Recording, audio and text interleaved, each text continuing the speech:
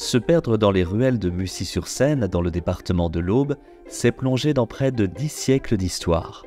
Au Moyen-Âge, à partir du XIIe siècle précisément, la petite cité de Caractère est le lieu de résidence estivale des évêques ducs de Langres.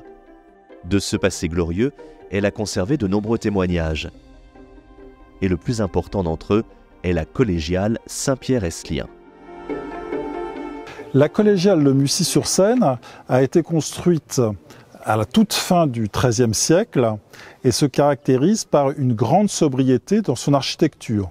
Aucune ornementation extérieure, pas de gargouilles, pas de tympan, pas de portail ornementé, juste de la rigueur, des lignes et de la lumière selon l'esprit cistercien. Et le décor, le décorum se trouve finalement à l'intérieur grâce à la statuaire des imagiers de Mussy. En effet, suite à la construction de la collégiale au début du XIVe siècle, un atelier d'imagiers, ainsi que l'on appelle les sculpteurs au Moyen-Âge, s'est développé. Au sein de l'importante collection de statues qui sont sorties de cet atelier, on notera un Saint Jean-Baptiste remarquable dans le souci du détail de ses vêtements.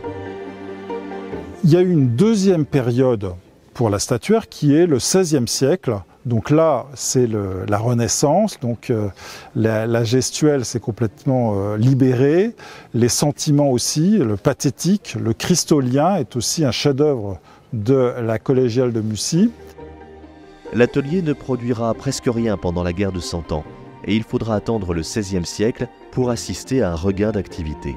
Parmi les statues les plus remarquables de cette période du XVIe siècle, il y a l'Annonciation sur le portail sud de la collégiale, très typique de Dominique le Florentin, avec des vêtements tout en mouvement, tout en froissé, et c'est très caractéristique de cette époque renaissante.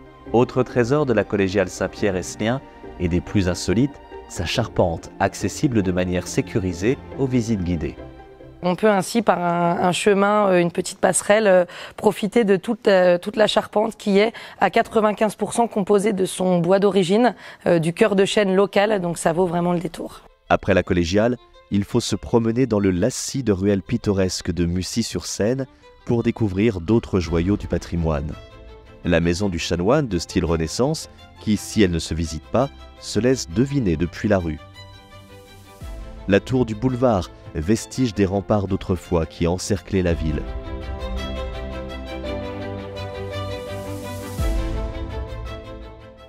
L'ancien quartier juif avec la maison du rabbin, datée de la Renaissance.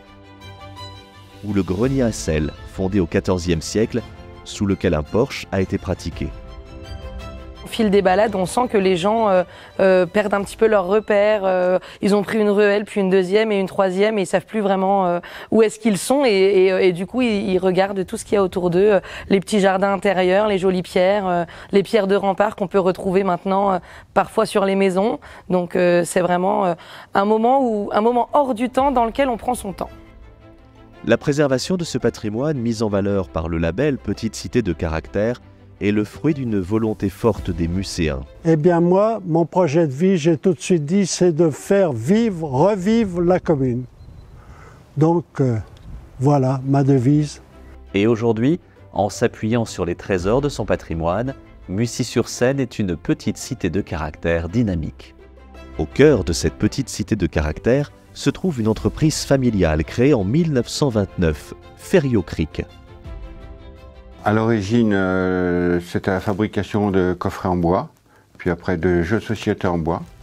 L'entreprise produit aujourd'hui près de 400 000 coffrets de jeux de société. Donc c'est quand même une certaine fierté de pouvoir maintenir de l'emploi et une usine sur le local à Mussy-sur-Seine, en Champagne-Ardenne, dans le Grand Est. En cela, l'entreprise Ferriot Cric est à l'image de Mussy-sur-Seine, des racines fortes et un dynamisme certain.